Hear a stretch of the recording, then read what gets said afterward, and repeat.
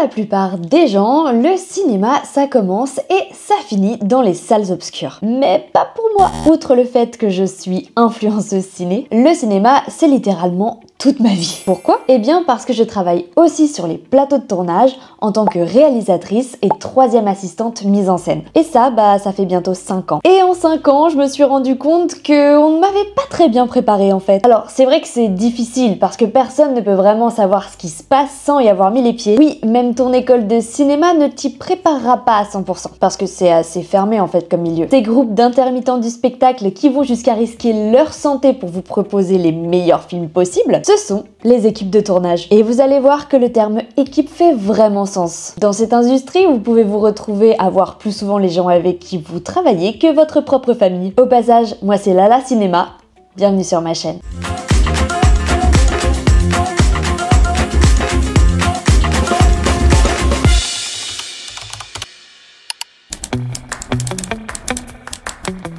Comment percer dans le cinéma, c'est littéralement la question que tous les jeunes réals se posent. Eh bien, je ne vous donnerai pas la réponse parce que j'y travaille encore. Cependant, il y a des qualités requises absolument essentielles si vous voulez travailler dans le ciné. Et ça, peu importe le métier que vous exercez sur les plateaux de tournage. C'est parti pour les 10 commandements du tournage. Être ultra dynamique, tu seras. Si vous êtes feignant, n'essayez même pas de bosser dans ce milieu. En fait, il faut bien comprendre que si vous choisissez cette voie, c'est parce que vous n'avez pas envie d'une routine de bureau de 9h à 18h pendant 42 ans avec les mêmes collègues. Non, vous êtes là parce que vous voulez faire partie de l'industrie du rêve. Mais va falloir s'accrocher. Un tournage, c'est très intense. Une moyenne de 10 heures par jour, entre 5 et 6 jours par semaine, avec des horaires qui peuvent vous faire commencer à 5h du mat comme terminer à 5h du mat. Et ça, au moins le temps que tu fasses tes 507 heures nécessaires pour l'obtention de l'intermittence du spectacle. Alors, je ne vais pas spécialement détailler ce qu'est l'intermittence du spectacle et comment ça marche dans cette vidéo, mais n'hésitez pas à me dire si ça vous intéresse, je peux en faire une vidéo dédiée. Avoir une bonne santé physique, tu auras. On est très souvent debout, toute la journée. Donc faut être en bonne forme physique. Moi je vais à la salle quand je suis pas en tournage. Être carré dans ta tête, tu seras. Sur un tournage, chaque action peut avoir des conséquences. Et notamment des conséquences économiques pour la production. Donc autant te dire qu'il faut quand même être capable de piger vite ce qu'on te demande. Habillé comme un sac, tu seras. Les tournages, c'est clairement pas la Fashion Week. Tu peux tourner dans le chaud, dans le froid, dehors, dedans, et ça en alternance plusieurs fois par jour. Tu vas transpirer, tu vas être crasseux et à la fin de la journée tu vas avoir qu'une seule envie, prendre une sainte douche. Une formation tu feras ou pas. Est-ce que pour travailler dans le cinéma il faut avoir fait une école de cinéma? Eh bien pas forcément. On va jamais te demander ton diplôme, sauf peut-être en production et en distribution, mais sur les plateaux de tournage on va plutôt te demander ce que tu sais faire. Après attention, si c'est un métier technique que tu veux faire, comme les métiers de la lumière, du son, de la caméra, c'est quand même mieux d'avoir pris quelques cours ou d'avoir fait un BTS. Après, je vous avoue, je saurais pas trop vous en parler, parce que un BTS, moi j'en ai pas fait, puis un métier technique, moi j'en ai pas fait. Ta ligne, tu ne surveilleras pas. En tournage, il y a une petite table magique qu'on appelle la table régie. Sur le papier, c'est absolument pas nécessaire à la réussite d'un film, mais en pratique, essayez de faire bosser des techniciens tant que la roulante régie n'est pas allumée et qu'ils n'ont pas accès à leur café, et vous allez voir, en vrai, c'est un espace hyper important. Un endroit pour se retrouver, pour boire un café, pour se réveiller ou quand on a trop froid, grignoter parce que la coupure repas traîne, manger un petit bonbon pour se redonner du courage quand on sait qu'on va pas finir à l'heure. Bref, oui, on passe notre temps à grignoter, mais c'est important pour le moral des troupes. En vrai, on se dépense vachement aussi, donc ça va. Être sociable, tu n'auras pas le choix. Si tu travailles régulièrement, tu vas te retrouver tous les 2 mois à changer d'équipe. Sauf qu'à chaque fois c'est pareil. En une journée, tu dois savoir qui fait quoi et leur prénom. En gros, il faut que tu fasses comme si ça faisait des semaines que tu bossais avec eux, alors que ça fait 2 heures. Après, moi je trouve ça chouette. Il n'y a pas de vouvoiement d'ailleurs. C'est direct, on sympathise hyper vite avec les gens. C'est ce noyau dur de l'équipe qui va faire qu'un projet va bien se passer ou va moins bien se passer. Surveiller ton salaire, tu devras. Dans le ciné, personne n'a la même feuille de paye. Ça dépend de combien est ton salaire de base, bien sûr, mais aussi de combien d'heures tu as fait, si elles sont normales, si ce sont des heures sup, si elles ont été sans pause pendant plus de 6 heures, si elles ont été de nuit. Bref, autant te dire que tous les soirs, c'est pas mal de se faire un petit récap de toute la journée. Je crois même qu'il y a une application qui existe pour ça. Parce que dans le cinéma, on est payé à la semaine. Et donc chaque semaine, tu vas pouvoir regarder ta petite feuille de paye et vérifier que tout est en ordre. Souvent, c'est même toi qui envoies tes propres horaires, soit directement à la production, soit à un de tes chefs. Donc tu es responsable de ton temps de travail. Avoir ton permis, tu auras. Alors c'est pas forcément obligatoire, mais pour certains métiers, c'est quand même mieux. Voire même un avantage considérable à l'embauche, genre la régie ou la mise en scène. Voire même pour certains métiers techniques, avoir un permis poids lourd, c'est un plus. Parce que des fois, oui, on a besoin de déplacer des camions. Même si avec un permis B, breaking news, vous pouvez conduire jusqu'à un 22 mètres cubes. Et un 22 mètres cubes, bah c'est déjà un petit camion, hein. Une banane, tu achèteras. Tu vas vite te rendre compte que le pire objet à amener sur un tournage, c'est un sac à dos. Enfin, parfois t'es obligé, parce qu'en fonction des métiers, t'es obligé d'avoir ton ordinateur, par exemple, ce qui est mon cas. Mais en général, moi j'ai le luxe de pouvoir le déposer soit en loge, soit à la production, parce que c'est des endroits où je passe beaucoup de temps. Mais c'est pas du tout le cas de la majorité des équipes techniques, en fait. Il y a plein de métiers qui essayent de le déposer dans les camions ou sur leur roulante, mais en fait, ça, c'est du passage partout. Il y a des gens qui traînent dans le coin. Souvent on est à l'extérieur, et puis bah, le matériel il bouge. Donc c'est le meilleur moyen de perdre toutes tes affaires en fait. Un jour j'ai vu quelqu'un se faire voler son sac à dos avec son ordinateur et tout le tintouin dans un parking souterrain dans lequel on tournait. Donc c'est pas des blagues. Du coup bah souvent on opte pour une banane. Et on peut mettre vraiment plein de trucs dedans. Vraiment j'étais étonnée de voir à quel point on peut mettre plein de choses. Alors la mienne elle doit peser 5 kilos hein, mais au moins j'ai tout sur moi. Après, je vous rassure, si vous voulez quand même travailler dans le cinéma mais que vous n'avez pas la capacité de travailler sur les plateaux de tournage, vous pouvez quand même, hein. Il y a plein de métiers dans la production et dans la distribution qui là sont des métiers un petit peu plus bureaucratiques. Les avantages et les inconvénients des tournages. Sur le papier, l'industrie du cinéma, c'est une industrie de rêve. Mais alors, quels sont vraiment les avantages et quels sont vraiment les inconvénients? Attention, dans cette partie, je parle vraiment de mon ressenti et il peut ne pas être le même pour tout le monde. Il y a peut-être des choses que moi je trouve super que vous trouvez trop nulles et inversement. On va commencer par les avantages. Pour moi, le plus gros avantage, en vrai, c'est l'intermittence. Même si c'est assez précaire, j'estime que l'intermittence du spectacle, c'est une vraie chance. Et je vais pas vous mentir, si demain ce statut il n'existe plus, comme il est souvent menacé à cause de l'extrême droite, il n'y aura plus de tournage en France, mais ainsi que d'autres événements culturels en fait, les concerts, les festivals. Parce que qui voudrait travailler 60 heures par semaine, toutes les semaines, pour gagner 2000 € par mois? Perso, moi je change de métier. Hein. Deuxième chose, la liberté de choisir. Même si en tout début de carrière c'est pas vraiment le cas, au bout d'un moment, si t'es plutôt bon, on va te proposer des fois plusieurs projets en même temps. Et bah du coup, t'auras la liberté de choisir celui qui te rémunère le mieux, celui dont tu préfères le sujet, celui dont tu préfères l'équipe. Ça c'est clairement des bons problèmes. 3. Tu peux être amené à travailler dans toutes les langues. C'est possible d'intégrer des équipes étrangères qui viennent tourner en France. Moi, ça m'est déjà arrivé plusieurs fois de tourner sur des gros projets américains. C'est lunaire. Mais c'est pas mal parce que c'est une autre vision des choses. Tu vois comment eux, ils travaillent. Et puis moi, personnellement, j'adore travailler en anglais. Donc, c'est toujours un plaisir. 4. En vrai, on est assez libre de changer de métier aussi. Ça fait 5 ans que j'ai commencé à bosser et j'en ai testé pas mal déjà. La régie,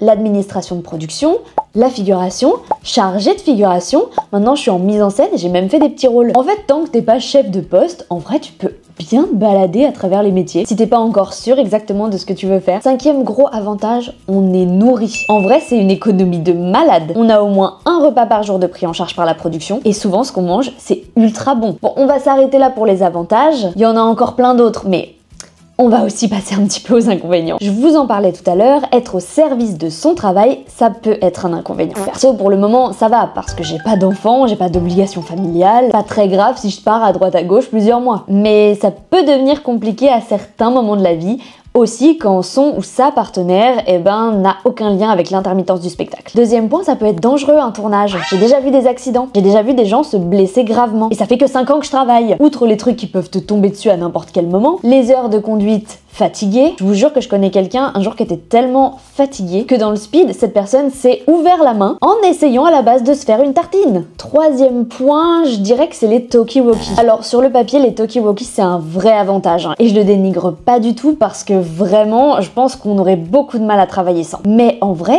ça défonce les oreilles. Parfois, ça tombe et ça t'arrache le lobe. Et d'ailleurs, c'est mieux de penser à essayer de changer l'oreillette tous les jours si tu veux pas perdre un petit peu de ton audition d'un côté. 4e point, devoir parfois travailler à perte. Ça, c'est surtout quelque chose qui peut t'arriver en début de carrière parce que logiquement, comme tu débutes et que tu veux ton intermittence, tu vas accepter un petit peu tout ce qu'on te propose, même si c'est pas dans ta région, même si tu n'as pas de logement forcément sur place, même si on ne te prend pas en charge tes billets de train. Ça m'est déjà arrivé plusieurs fois. C'est un peu chiant parce que des fois t'en as vraiment besoin pour finir tes heures et en même temps tu te rends bien compte que tu vas devoir payer un loyer peut-être ailleurs et que du coup ce tournage il va pas du tout être rentable. 5e point négatif, je dirais que c'est très difficile de prévoir des choses dans sa vie. Quand tu sais jamais trop quand on va t'appeler, quand tu sais jamais trop quand tu vas travailler, c'est difficile de s'organiser des vacances par exemple. Souvent tu vas devoir les prévoir au dernier moment. Et bonjour le prix des billets. Regardez, après on se retrouve à faire des vidéos YouTube parce qu'on a plus de thunes. Bref. Et oui, c'est la partie la plus croustillante où je vous révèle des anecdotes de tournage qui me sont arrivées. Alors évidemment, je ne citerai ni les films, ni les noms des personnes. Logique, vraiment, je pense que tout le monde comprend. Donc pas la peine d'essayer de le demander en commentaire, d'accord? Je ne dirai rien. Mais par contre, tout ce que je vous raconte est vrai. La première fois que j'ai conduit à 22 mètres cubes, donc c'est quand même des petits camions comme je vous montrais, il se trouve que j'avais mon permis depuis pas très longtemps et surtout que je n'avais jamais conduit à Paris, aucun type de véhicule. On m'appelle pour me proposer un job, on me demande si ça va de conduire un minibus. Je vous avoue que je suis pas hyper rassurée, mais je me dis, ok banco, oui je suis capable de le faire. La veille, à 22h, mon chef m'appelle et me dit, au fait, demain matin tu vas commencer par aller chercher un 22 mètres cubes. J'étais, mon dieu, mais qu'est-ce que c'est que ça? J'ai jamais conduit de camion moi, j'ai même jamais conduit à Paris. Alors un minivan, j'étais ok, pas de souci, mais là, un camion. Sauf qu'il m'a même pas vraiment demandé mon avis, en fait, c'était d'emblée, oui, bah c'est comme ça. Et je vous raconte pas la tête que j'ai fait et le stress immense que j'ai eu dans ce camion. J'arrivais même pas à appuyer sur la pédale tellement mon pied il faisait ça. Tout s'est bien passé, hein, je vous rassure, j'ai ramené le camion en un seul morceau. Maintenant, je conduis absolument tout ce que vous voulez, où vous voulez. Deuxième anecdote,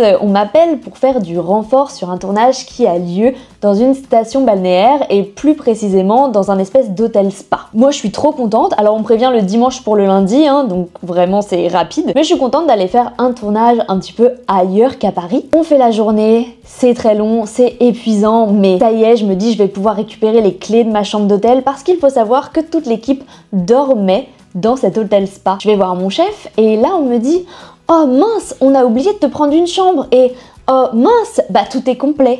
Moi au début ça me fait pas trop rire, je dis bah du coup comment on fait? Ils me disent ah mais en fait on a les loges des comédiens qui sont des chambres donc on peut te filer une loge de comédien. Super, donc j'ai dormi dans une loge de comédien donc avec toutes ses fringues, toutes ses affaires, ça sentait les pieds là-dedans. Le comédien s'était aussi reposé dans le lit où j'ai dormi, c'est toujours un plaisir. Autre anecdote, un jour on tournait dans un studio et on devait refaire une voix qui passe par téléphone. Ça devait être une voix en anglais. Il se trouve que je parle bien anglais avec un accent assez correct vu que j'ai appris la langue directement au Canada et ça, bah en général ça finit par se savoir. Donc on me propose de faire la réplique à travers ce téléphone. J'accepte, je fais mon truc et là il y a un acteur très connu qui se précipite et qui dit « Elle est où? Elle est où ?» Et moi j'étais en train de me dire « Oula, je vais me faire engueuler. » Pas du tout. Il ouvre la porte et il me dit « Mais c'est formidable, mais c'est formidable !» Et après j'ai fait absolument toutes les voix téléphoniques pendant le tournage. Autre anecdote, un jour on m'a sucré un jour de congé parce qu'il y avait eu une tempête avec l'équipe de nuit et donc il y a des dizaines de Z-Up qui sont des espèces de petites tentes qu'on a beaucoup sur les tournages qui étaient parties dans tous les sens sauf que les gens qui avaient travaillé la nuit ne pouvaient pas travailler le jour et moi oui c'était mon jour de congé mais sinon j'étais plutôt de la team de jour et donc on m'a dit le matin quand je me réveillais et croyant être en jour de congé est-ce que tu peux venir en urgence parce que on a eu un problème cette nuit. Ok, pas de souci, et j'ai passé l'entièreté de la journée à monter et démonter des Z-Up, ce qui est extrêmement chiant. Un jour j'ai eu un accident de voiture avec un grand acteur à l'intérieur. Il se trouve que je conduisais un acteur très difficile parce qu'il aime pas les feux rouges, il attache pas sa ceinture, il te fait comprendre qu'il veut pas forcément que tu roules limitation de vitesse, il veut pas que tu utilises ton GPS, bref, vraiment quelqu'un de super à conduire. Et en fait, ça me stressait tellement que on allait tourner au niveau de la Défense. Pour ceux qui connaissent la Défense en voiture, c'est un peu un labyrinthe. À tout moment, tu rates la sortie, tu fais demi-tour, enfin, c'est arrivé à tout le monde. Sauf que, bah oui, du coup, je rate la sortie. Sauf que j'étais avec ce comédien et je savais qu'il allait me prendre la tête s'il voyait que j'avais raté la sortie. Et je l'avais vraiment pas raté de beaucoup, c'était très court. Et je me dis bon bah il y a personne, on est dimanche, je fais une petite marche arrière, fioup, pas de problème. Il y a une voiture derrière moi qui me voit, qui voit que je fais une marche arrière, je me dis trop bien, en plus le mec me laisse passer, nickel. Sauf que la voiture derrière la voiture elle a pas vu, donc la voiture derrière moi elle s'est arrêtée et moi j'ai pas vu qu'elle s'était arrêtée et du coup bah je lui ai rentré dedans. Rien de grave, franchement le seul blessé c'est la voiture et encore elle a eu 3 pauvres rayures mais le comédien est sorti de la voiture en furie et en criant j'ai eu un accident. Finalement au moins, j'ai plus eu besoin de le conduire de tout le tournage et ça m'a fait plaisir. Un jour aussi, quand je travaillais en régie, je me suis fait engueuler parce qu'il restait de la confiture sur la table régie à midi. Ouais, on devait être au jour 90 de tournage, tout le monde était épuisé. Moi, je m'occupais de la régie plateau, donc j'étais même pas en charge de la table régie. Un moment, je suis en pause déj, ce qui est vraiment un luxe, et je mange tranquille. Et là, j'ai mon chef qui vient me voir et qui me dit « C'est inadmissible, il y a encore de la confiture sur la table régie à midi. » Et il se barre. Et c'est précisément à ce moment-là que j'ai dit que j'arrêterais de faire de la régie. Parce que se faire engueuler pour de la confiture, bon, ça va 2 minutes. Et enfin, dernière petite anecdote. anecdote. J'en ai tellement à vous raconter, mais vas-y, cette vidéo elle peut pas durer non plus. On m'appelle un peu en urgence pour venir bosser à Nice. Donc moi j'habite à Paris. On me dit tranquille, ça va être 2 jours. Tu dors à l'hôtel, prends des vêtements pour 2 jours. Et ben je suis pas restée 2 jours, je suis restée 1 semaine. Parce que tous les jours ils ont reporté mon billet parce qu'en fait ils se rendaient compte qu'ils avaient besoin de moi. Sauf que bah du coup j'ai fait 1 semaine de tournage avec littéralement 2 jours de fringues sur moi. Un plaisir. Et voilà les amis, merci à tous d'avoir écouté cette vidéo.